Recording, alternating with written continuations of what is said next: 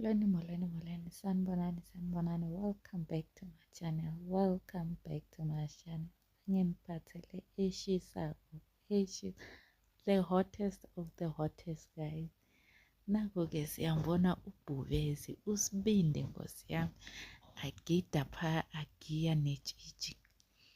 agiya netshitshi bayasho-ke abantu ukuthi hayi nyani ziyavuleka into kaSibindi, ziyavuleka Nkosi yami, from ukulobolo amahle, getting engaged to uTirelo, buying a brand new car, opening a clothing shop.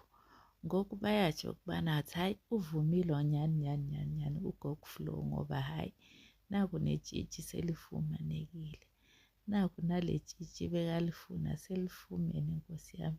Watsho-ke ukubana uza kumtshada umuntu, loyo muntu oza kumtshada ukuba ngumfazi wakhe wokuqala kuyabe kulitshitshi, and lelo tshitshi uyabe lifunela amathonga.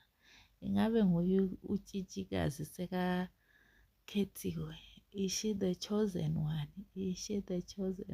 Don't forget to like, share and subscribe, and let me know what do you guys think. Ngosibindi agidela.